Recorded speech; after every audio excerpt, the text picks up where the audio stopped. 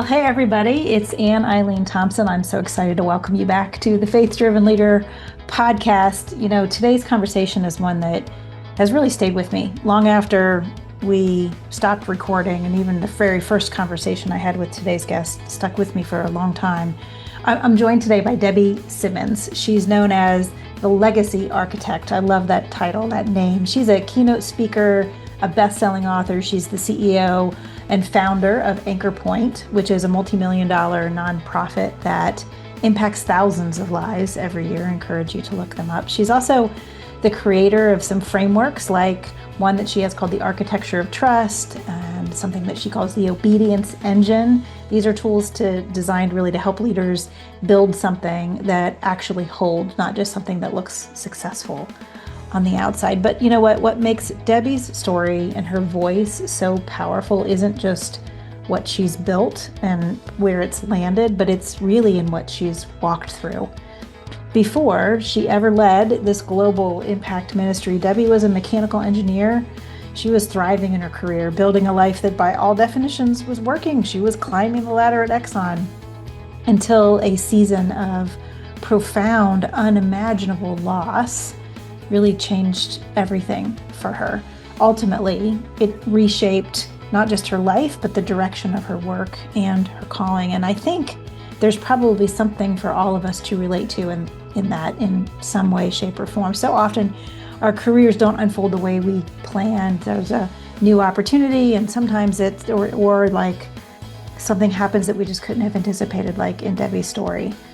And so in this conversation, we're going to talk about what it looks like to trust God in those moments, especially when your path shifts in a pretty significant way and you didn't expect it. We're going to talk about the questions that we take to God in those hard seasons. And then we're going to talk about the questions that actually help us move forward. Guess what? They're not always the same. I want to talk about also what does it mean to build a legacy while we're living it, how we live and lead today, and how that creates legacy. So if you've ever found yourself asking God a lot of why questions, why is this happening in my work? Why is this happening in my life? Why me?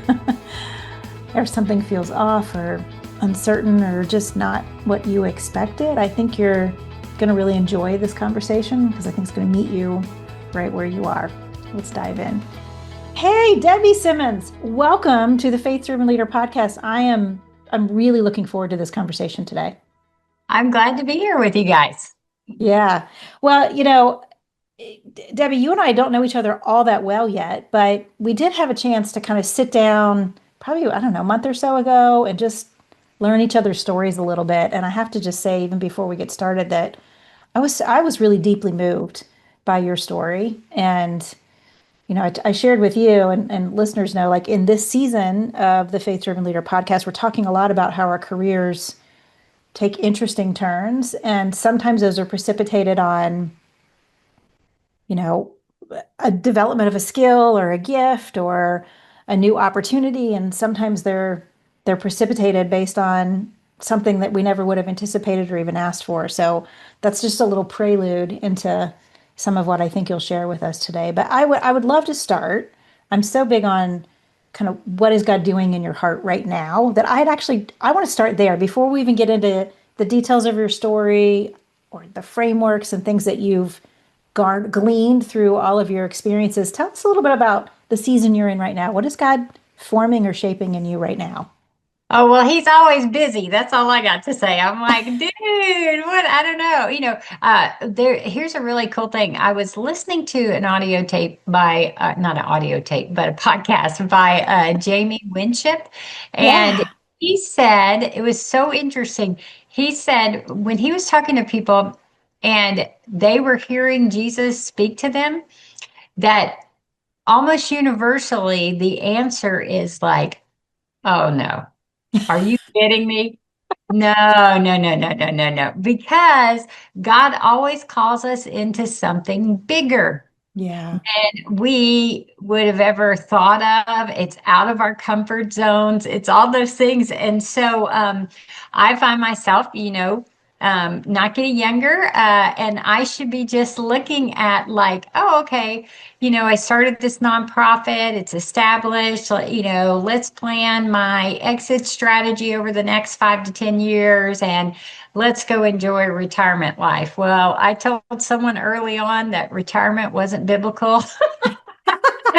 So God's not going to let me retire. We should always be serving Him, no matter That's what we're right. doing, right? Whether we are in a job that's paying us or we're not, we're still on mission for Him. So He has, over the last few years, really taught me to be a couple of things. One is to realize to take it to the next level, I've got to change some things. Mm, Because what got me here won't get me there. And those aren't always comfortable things to change. yeah. But he also said, okay, now I want you to look at establishing a bigger presence outside of just Anchor Point. So I want you to move into this idea of speaking more, author, developing concepts, impacting larger and larger pools of people, moving them along in their spiritual walk. And of course, I said, really? No. Yeah, no, I don't want to do that. And so, in the last few years, we've, published my first book, which was great, and speaking internationally and in conferences around here that are just ability to impact people is just amazing. And then looking at coaching and developing some executive leaders from that perspective. So that is what he's having me do, in addition to running a big ministry that I already have and making Yeah, sure that thrives. And so I'm like, okay, God, this is the most interesting thing in all of this. The most interesting thing in all of this is that He has required me to slow down and listen more. yeah.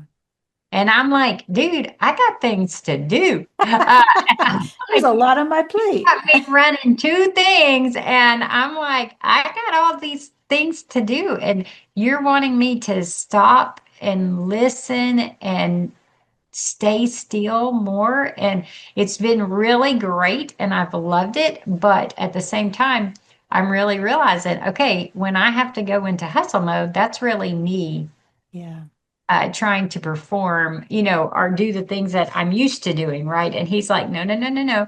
Let's prepare you because all leaders are prepared in advance. yeah, And so I've got to get you to the person I need you to be to release you to do the things. And I'm like, okay, then what do we got to work on? So that's so good. Yeah. that's what I'm spending my time doing, is working on me and working on the stuff when I get the chance. It's so interesting because I kind of hear you saying God's calling me up, but He's also calling me back. Like He's calling me to keep moving forward, but He's calling me to stay rooted in Him. Yeah. And in order to move forward, I have to stay more rooted in Him, which is a theme, I think, for so many of us at different seasons in our careers. Yeah. Well, I mean, Yeah. if it's a good time, if you're having a great time in life, you get distracted by the good things and you don't keep that alignment. And if it's a difficult time, then you maybe begin to question, that Yeah. relationship with Him. And He's like, no, keep your eye Yeah. on me, stay steady, stay here, lean in. I'm going to refine you to be the person you need to be. And I'm Yeah. like, okay, well, So let's good. figure this out. Yeah, that's so good. That's so good. Well, Debbie, when you think back over your career, there's a moment we're going to talk about it that kind of totally flipped things on their head for you. But before that kind of moment where everything changed, tell us a little bit about what was going on in your career, what you were kind of thinking about from a success standpoint, and where kind of invite us into your headspace before everything changed for you. Sure. Well, I am a get it done girl, and I am a high achiever, and I go after whatever I want to go after. And if I want to go after it, generally I can get it. Yeah. Especially I think my parents raised me that way with that kind of, but it's wired in me too. And so I just love a challenge, and I love to build, and I love to grow. So I actually went to Mississippi State. I have an engineering degree in mechanical engineering. I went to work for Exxon as an engineer. and was doing great. I loved it. I loved what I did. And I was good at it and I Yeah. could get it done and I could work circles around people and I got to travel the country and got to make sure that you always got gas at the gas station. It was fun and I was blessed to be able to do that from that perspective. So and I don't, I was trying to think back. I think, most of us, when we make our dreams of what we want to be or what we want to do, we're really kind of short-sighted. I think I wanted to be a Yeah. doctor when I was young because the doctor had the swimming pool where I took lessons. And so it's like, if you get a swimming pool, you must be a doctor. So I need to be a doctor. Okay. And God's I like, I really don't want a know. swimming pool. Yeah, and I landed in engineering, I think, because every time I went to my parents with an idea, they were like, "No, I don't do that one." I was like, "Well, okay, I'm good with numbers, so and I like to build things, so let me do this." And Yeah. it ended up being a very good fit, something I could have continued, but life, as you say, sometimes throws us things that we have to figure our way through that Yeah. ultimately led to me leaving that. Yeah. So it sounds like you were in a place where you'd kind of landed in a role that was surprisingly, in some ways, a great fit, and you were Yeah. loving it, and you were very successful, and things were going well, and you're probably moving up, and all of that kind of stuff. And then there was this turning point for Mhm. you where, just some really unimaginable loss for you that you've shared a bit with. I'm going to ask you to share a bit with our listeners, but tell us a little bit about that season and specifically. I don't want to shortchange it at all, but I really want us to be able to pull out like how that season changed the way you understood God's calling on you as a leader. Mhm. Okay. Yeah. So the short story is that, like I said, when I was young, I could do whatever I wanted to do. And one of those things that were on my objectives was I wanted to be a young grandma. And I was on a course to get there because I went to Mississippi State. I did get my degree, but I was like, find a guy, fall in love, get married, have children. And I did find a guy, fell in love, got married, and I'm like, let's have kids. And infertility became the name of the game for me while I was an engineer for many, many years. And that was a big hit on this idea that I can do anything, right? Yeah. If I just do the right things, it'll work Mm, out. And over and over and over and over again, and test and test and test and I couldn't get. And I did end up on some fertility medicine getting pregnant. Got pregnant originally. We thought it was with twins. And at that time, this is a faith journey behind all of it. When you go from wanting children really bad and then you get twins, I'm like, okay, we'll just do it two at a time. That took too long, so we'll just do it. This is my plan. doubling And up. yeah, and in my mind, I was like, okay, my husband and I kind of figured out how we could manage it and how we're going to do it. My husband was not working at the time, he was in graduate school. And so I was the breadwinner. But we thought we had figured out how we could handle it. Okay. Yeah. And then as we went to tell our parents the week after that, I ended up, as I was going up in the Exxon building, I started bleeding everywhere. Oh. And we realized that I was trying to miscarry.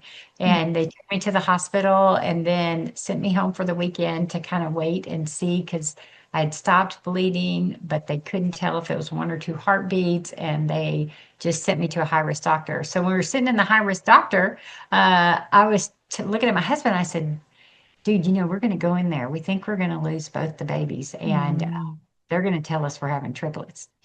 And I said, wouldn't that be funny? And he was like, that's not funny.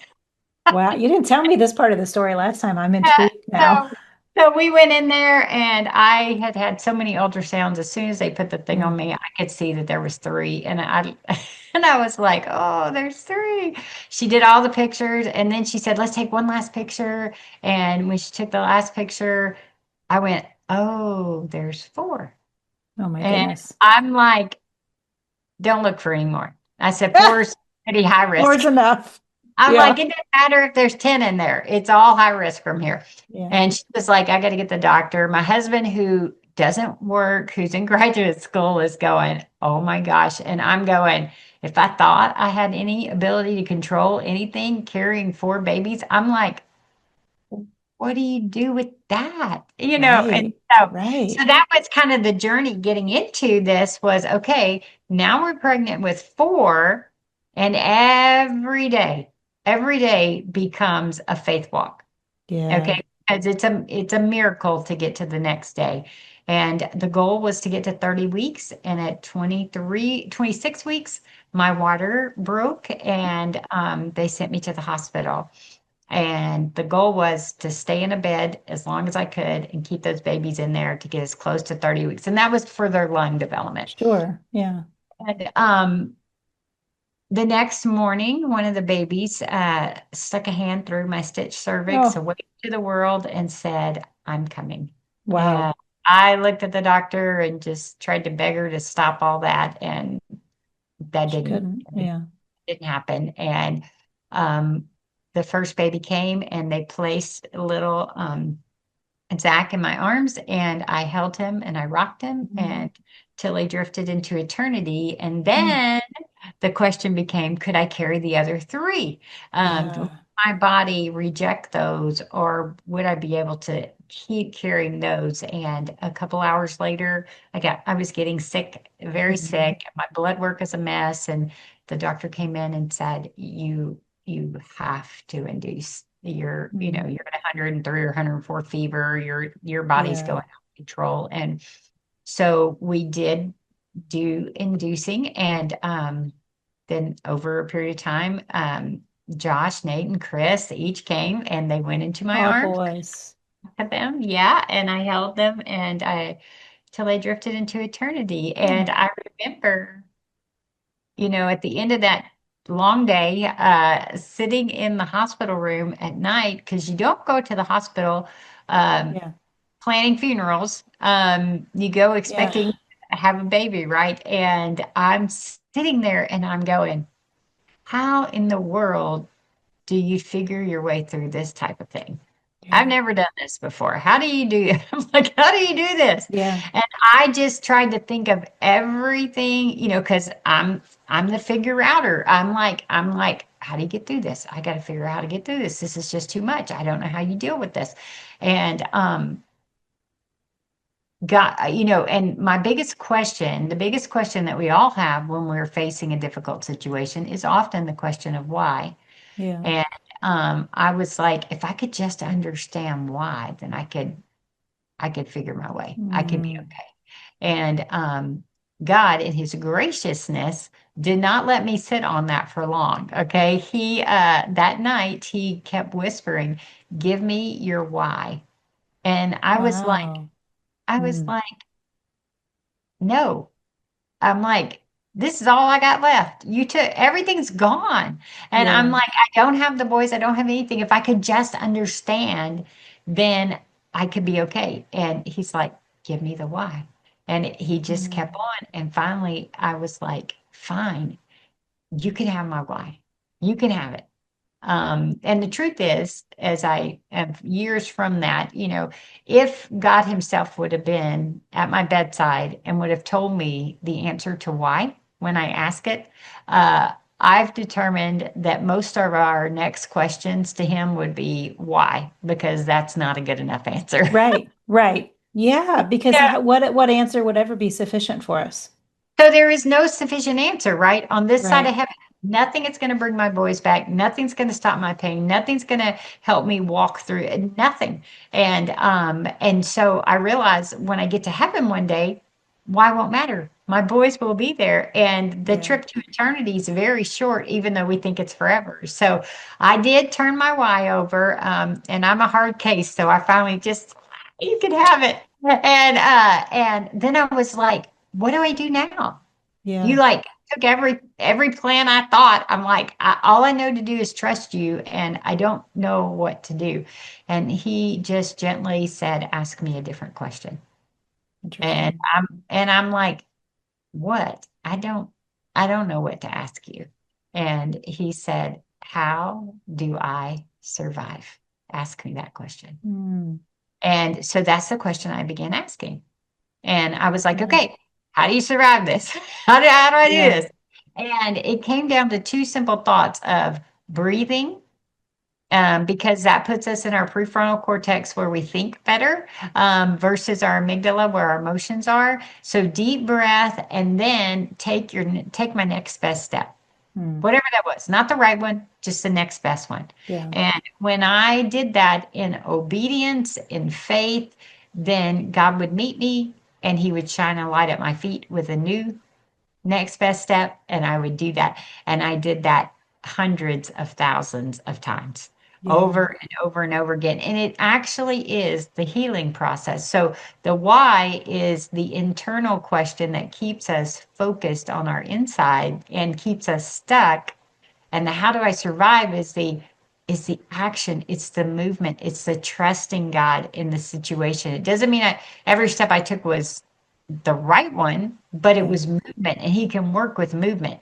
And some days I Mm, like to tell people I'm not this big woman of faith, because some days it was like, get up, brush my teeth, walk around 5 minutes, get back in the bed. That was movement. And I'm like, but my teeth were clean. So that was actually good because that's what I could do that day. And the mm, next day, maybe I could do something more. And eventually I could go back to work. And what I learned was that as I did that, I healed. And as I healed, I was like, okay, you know, I think I can, I think I can do this. I think I can get through this. But mhm. then I said to God, I was like, okay, God, I don't just want to thrive. Yeah. I mean, to survive. I want to actually thrive because I didn't want to be stuck where I still know some women are stuck today who lost Mhm. children the same time I did. Mm, And I said, I want to feel and I want to have joy and I want to be able to laugh and make an impact and all this stuff. And so you tell me you are a redeemer of stories. And so I want you to take mine and I want you to help me redeem this story and make it, make something beautiful out of it. And that is the journey that we've been on since that day, as he's opened lots of cool opportunities to me because I keep going, how do I thrive? How do I make this yes. into something you can use and something beautiful that, the pain is just for a short time, even though it Yeah. feels a lot of times like it's forever. Yeah. So, so Well, that's thank you. that's my curveball. I mean, thank you for sharing the detail of that story. There's so much, there's a lot to unpack in there, but even if I just pulled out we ask the question why about a lot of things. And frankly, in our world today, getting an answer is so easy for us. Yeah. I mean, you can look anything up and have an answer in a split second, but the deeper whys, it's actually a really scary thing for a lot of us to say, well, what if I really let go of that? And recognizing first you had to survive, and then you could get to a place where you were ready to thrive. And those were the questions that replaced the why. Yeah. After recognizing I can't control any of this, like a lot of the stuff in your story about even finding out you were pregnant and then that it was twins and then maybe it was triplets and then there's four. Like a lot of it was the recognition of how much you can't control. Like all of it. Right. And there's such beauty. And I mean, not all of us have been through that level of tragedy. And it's unimaginable, honestly, for me to consider your story, how difficult that would be. And yet I know we all go through some kind of loss, Mhm, some kind of challenge or problem or pain or grief, mhm. and not getting stuck there, recognizing he has a way out for us. And of course, the recognition that our time on earth feels very long to us, but it's nothing compared to eternity. Such a beautiful Yeah. And testimony. I would say those questions at why and how do I survive and how do I thrive? I use those questions all the time. I mean, Mm, all the yeah. time. I mean, even as a CEO, something happens and I'm like, ah, da, da, da, da, da. And I'm like, that's just not going to go well if I keep going there. So I got to Yes. stop that, give that to him. And, it's really funny. My staff will sit in my office, they'll bring something in there and they're like, and, and they're in there, why? And I'm like, okay, look, stop it. We are going to give that to God. And, we're going to ask what's the next best thing we can do? What's the next Yeah. best thing we can do? And Yeah. they're like, well, is this going to work? And I said, I don't know, but I know the one who does. And Yeah. so we're going to trust him because that's what our walk is about. This is the journey. And so we're going to trust that he is going to show us the way.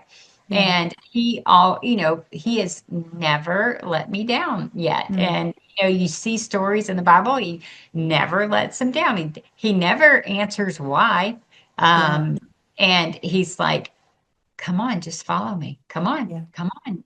It's going to be better than you can ever imagine. Is it going to be Yeah. hard? Is it going to Yeah. be good? Yeah, come on. Yeah. And so I'm like, okay. And so, Yeah. It's incredible. For the people who are only listening, I wonder if they can hear the joy on you because you can sure see it, right? oh, And it's, I mean, coming out of that unimaginable pain and choosing to trust him that it will be better, yeah, better than you could have figured out yourself for sure. Like yeah. it's obvious to me talking to you that that was true. He didn't let you down. He hasn't let you down still. And Mhm. this place that you're at, is it better than where you ever thought it could be? Probably not. It's you'd always wish to go back and say, well, I wish that would have happened in some ways. And yet God has done so much good with it. Yeah. And I think, the truth is, my boys are still my boys, and they know It's I'm still true. mom, Yeah. and we'll be together again. So it's just a season of being Yeah. apart. And in that season of being apart, he's been able to use me to do so many other things. So I mean, we know that adoption is in our story. Yeah. And so I got an additional 9 children that way. So it's not, it hasn't been boring. But those children potentially could have never had a home. Yeah. Um, and been lost to the world. And those kiddos are, neat kiddos, and those are the kiddos that have blessed me with grandbabiys. Yeah. And that was my original dream, was to be a It young grandma. was. And It was. I just didn't, anytime we set out and we plan a course, God changes it. Yeah. And we probably still get to the same dream and desire. It just is a little bit crooked. Yeah. Well, Than what I that's had planned, and that's okay because that's where we have to learn to fall in love with the journey and yeah. not just the end destination, because that's what life's about. Yeah, I love that insight about the journey. And it was reminding me of the verse in Proverbs that talks about, oh, you can plan all you want, but God's going to decide the order of your steps. Yeah, And you can look at that and say, oh, well, don't make any plans, but you can also look at it and say, keep your plans held with a pretty open hand and be in touch with the things that you desire and you want, because those are probably gifts from him. But yeah, recognize he's going to direct the path and the steps in whichever way he knows is best or feels is best, or and he's going to right. work Yeah, with the reality of the fallen world and make good out of those things that happen despite all our good intentions. yeah, and and I think I'm a get her done girl, and when my little world gets changed, I don't always like it, right? If I have a set plan for the day. But one of the best gifts that I can do is every day is go, here is my ideas, my thoughts, my plan for the day. This is my best shot. I'm going to give it to you. Now, you, Yeah. God, make of it what you want to make of it. Now, when I do that, my perspective on how I focus, how I walk through my day is very different because I know what I planned. But when a disruption, a phone call, someone walks in my office, a package comes, whatever it is, when it comes into my life, when I've turned my day over to Him, when that thing happens, then what I do is I go, okay, God, what are we doing here? Yeah.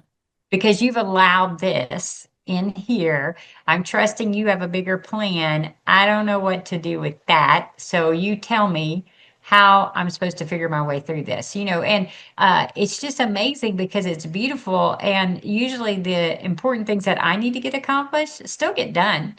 Yeah. Um, but I get to do it with his eyes looking at what might be going on and what he's allowing. And that keeps me from getting irritated because when Yes. I usually get the disruptions, I'm like, I am trying to finish this spreadsheet. And they're like, my life is falling apart. And I'm like, okay, we need to stop, Yeah. So I Yeah. think I think that if when we can hold loosely and just really give it to him, then Yeah. he can do a lot of wonderful things with it. And it takes the responsibility off of me.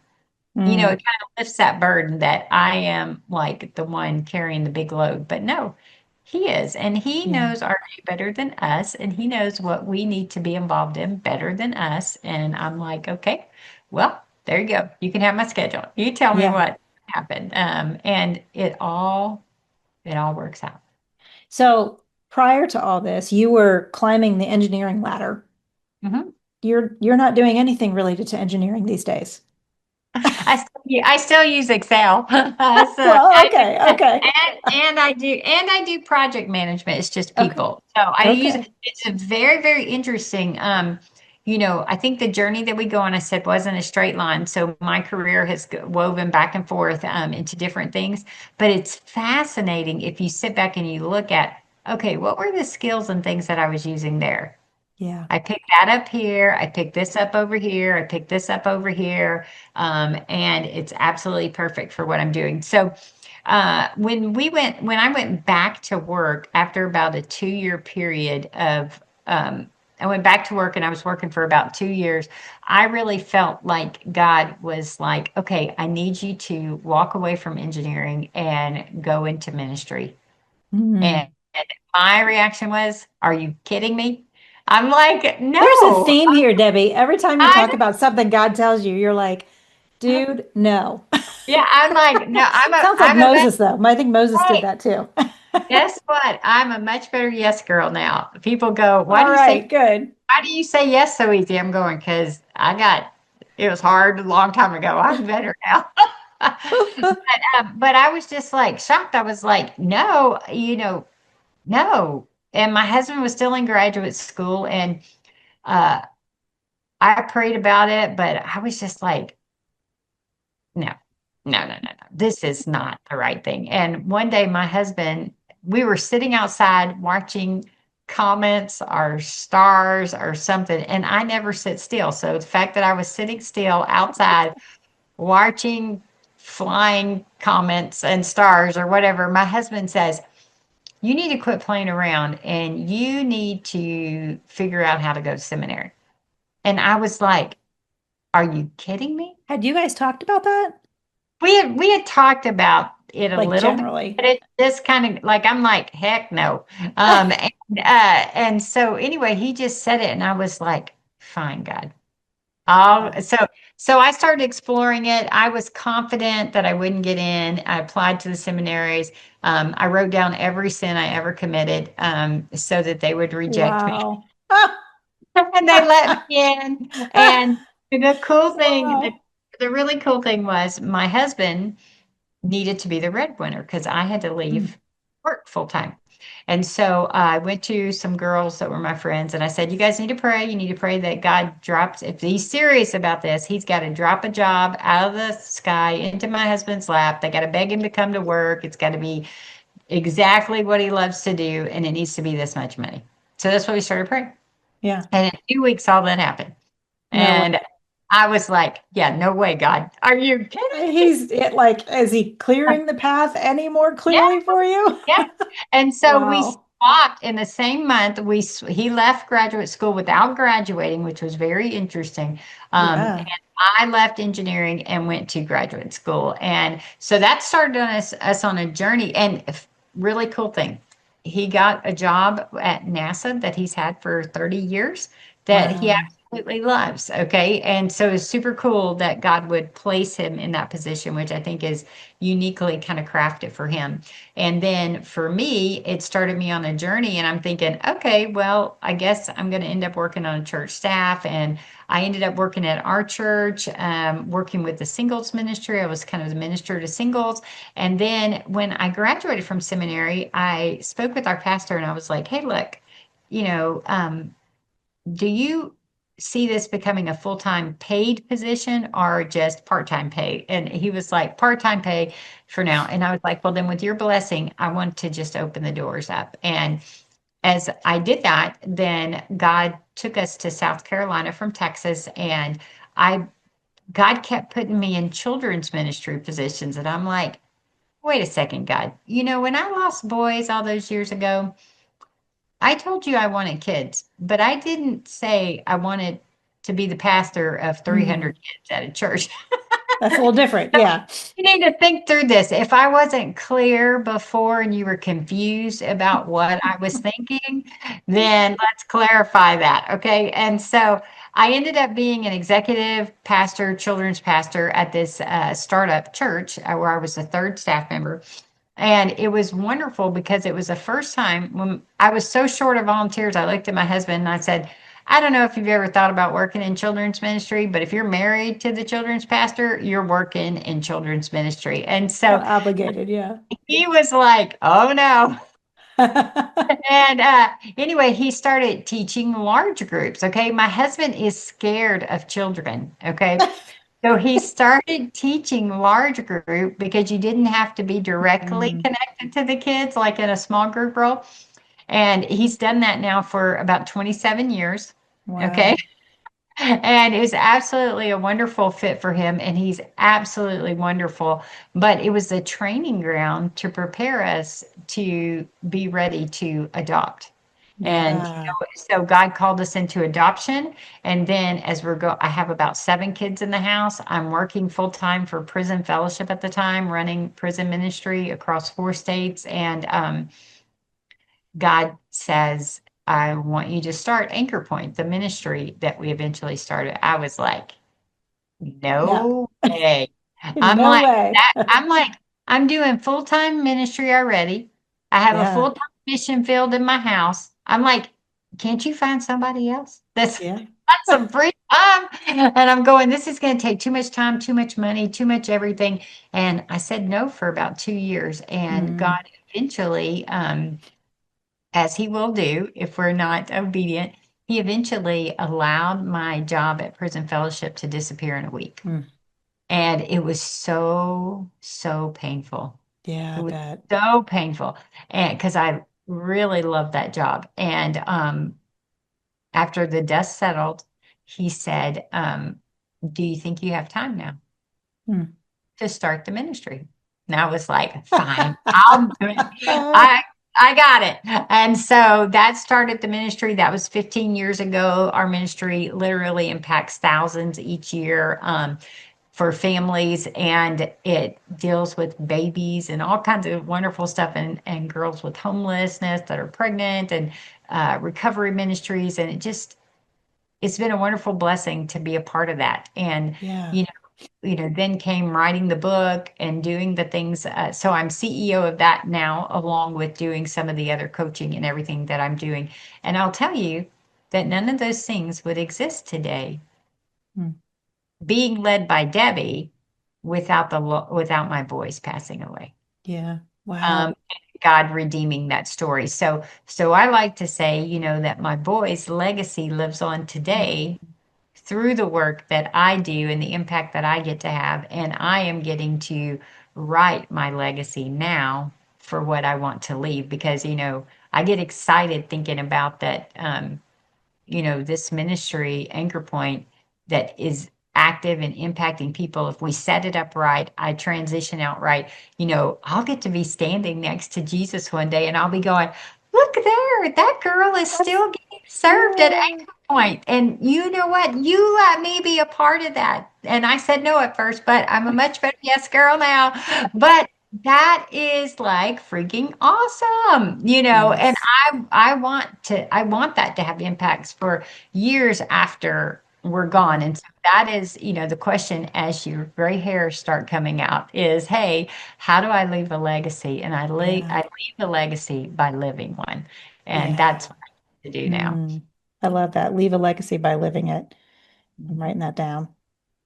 So I want to talk also about I want to actually segue this into really the last bucket of stuff that I want to talk about. And that is all of this life, all of this living, this learning to trust the Lord, this going through all of these hardships and grief. It's taught you a lot of really wise leadership lessons, some of which you've taught us already today. But as you think about, like, one of the things I love is that you've turned a lot of that wisdom into, not only are you not just running this ministry, but you've turned all that into like leadership frameworks that are now equipping and empowering other leaders. Maybe tell us about one or two of those just briefly, because I'm guessing there's so much depth behind them from hearing your story that it would be a real blessing to hear more about one or two of those frameworks that you use. Sure. Well, this isn't a framework, but this is something that he continually teaches me. And I think if you and I can fall in love with this concept, we'd be in pretty good shape. Okay.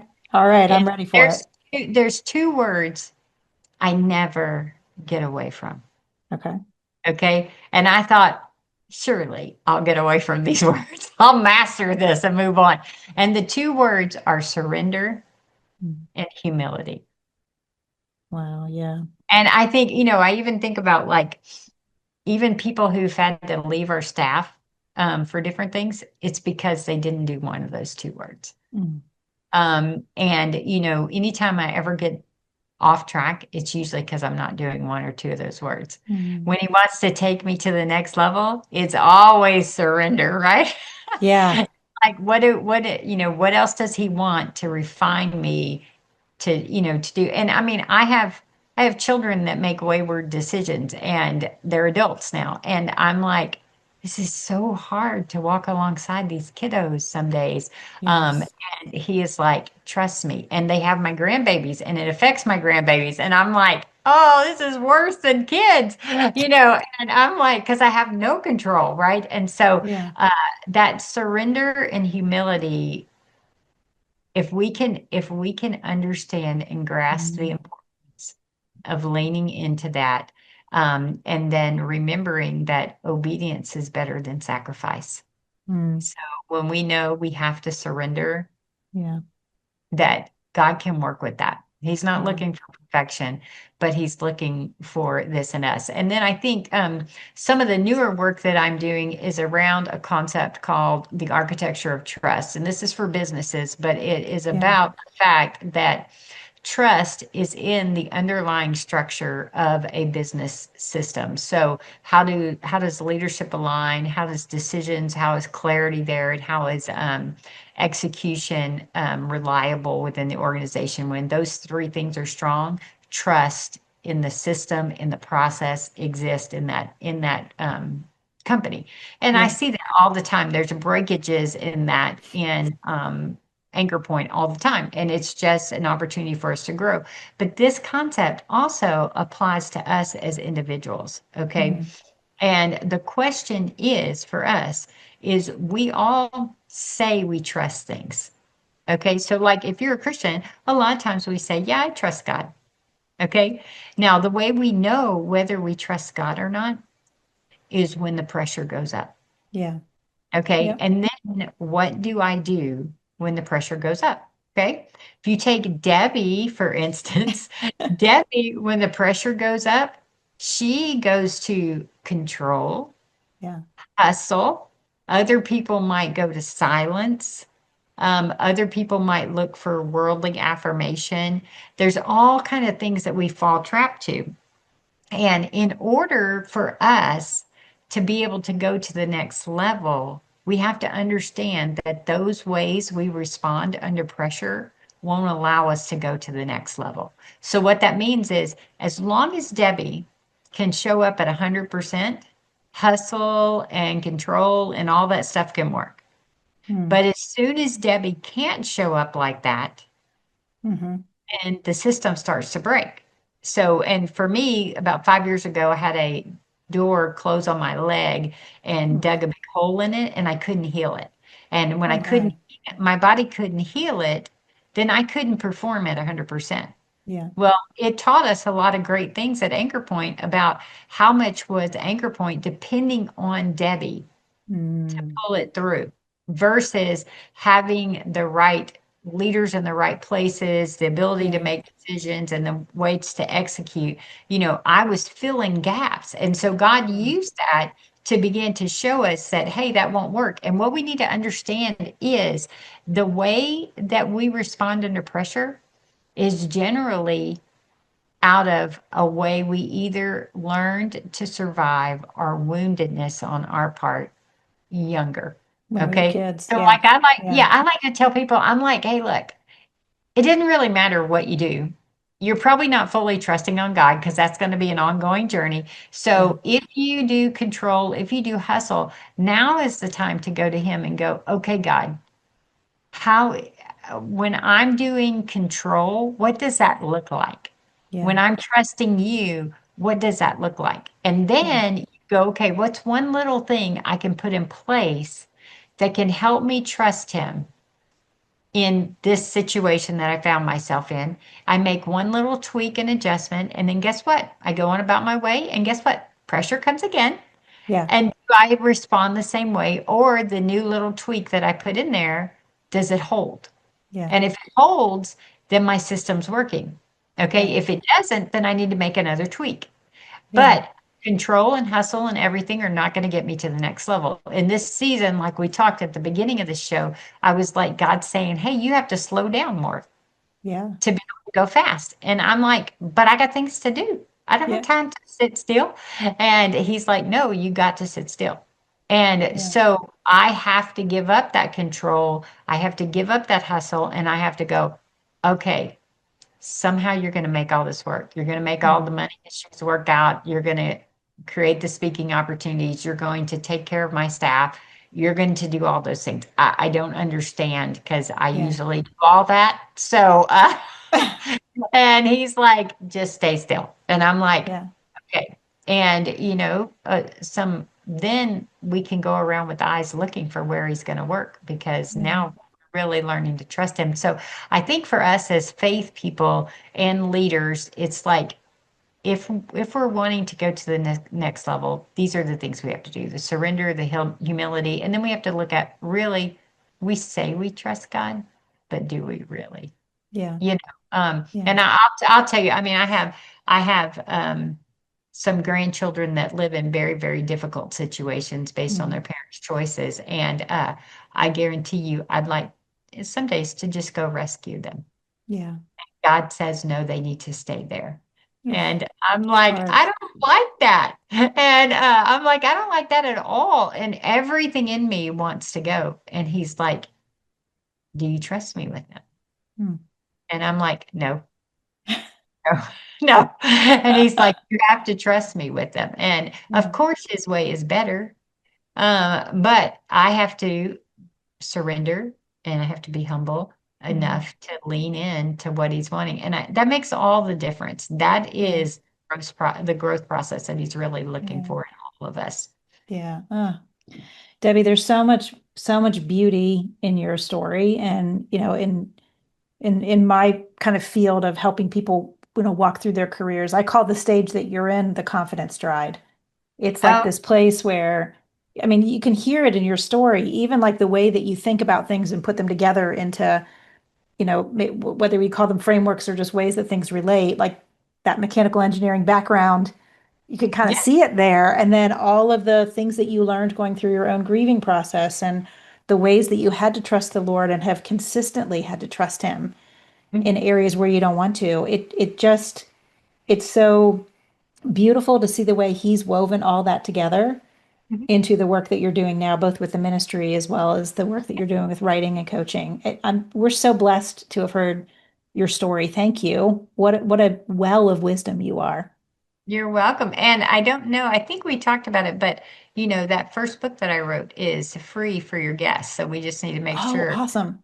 Yeah, so the Heart of Legacy, which has wonderful tips in it for like the next best step and how do I be focused, faithful, and fearless as a person, as a leader. And they can get that just by going to theheartoflegacy.com, and it's free.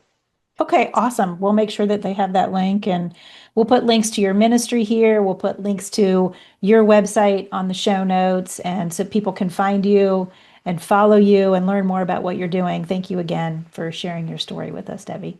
You're welcome. There was so much in Debbie's story. I bet there are parts of it that are going to stick with you, much like they have stuck with me every time I've had the opportunity to connect with Debbie. I want to leave you with 3 takeaways that hopefully you can carry with you as you think back to how this conversation relates to your walk as a faith-driven leader and your career. The first thing is, very early in the conversation, we talked about the idea that if you want to move forward, you have to be willing to change. Debbie said, what got you here won't get you there. That's a phrase I've heard lots of times. It's especially true in our careers. The skills and the patterns and the identities that maybe once served us may not be what God is asking us to call into the next season. And even so, he's going to use all of those things. He's not going to waste any of it. He's going to use it, but we're going to have to be willing to lean in and do something differently in order to go someplace new. The second big takeaway, I think this was really a big theme of the conversation, was this illusion of control, this desire that we all have to control and to understand why. Like, we want clarity. God, we need you to explain why this is happening to us. And I think sometimes that's because we think if we understand why, we're going to be able to do something about it. And Debbie's journey of recognizing and hearing the Lord say, give me your why and ask me a different question, really have led to this such a rich realization and an insight that if we can move from asking God why to asking God, okay, I'm not going to ask you why anymore. I'm going to give you the why.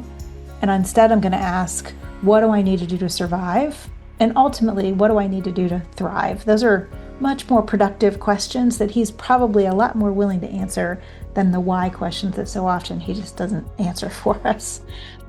So all of that leads me to then my third takeaway, which Debbie articulated really well, and that is that sometimes the most faithful thing we can do is keep on breathing and take the next best step. Doesn't have to be the perfect step, doesn't have to be the full plan.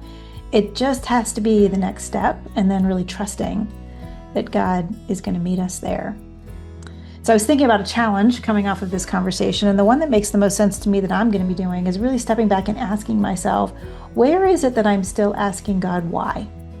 Is there an area in my career or your career or in your work or in your life or with your family where you're asking him the why? You just want the why. And I want to encourage you to lean into that and consider, is he inviting you to give him your why and shift from that conversation to a conversation about, hey, what do I just need to do to walk through this? What's the kind of the next faithful step in my work or in my family or with this relationship? What is the next faithful step right now? And where might God be inviting me? Not just to survive, but also to thrive, and what might that look like? Again, we don't have to have the whole plan, friends. We just need to have kind of the next step and the willingness to trust him and give up our need to control and trust him with what's left. Well, hey, I hope you enjoyed this conversation. I sure did. And I will look forward to seeing you. Oh, one other thing. On the show notes, there'll be all kinds of links to Debbie's organization. She mentioned a free book that we can download. So that link will be on your show notes as well. I hope that you'll consider following up on that and getting Debbie's book. And I look forward to seeing you next time on The Faith Driven Leader.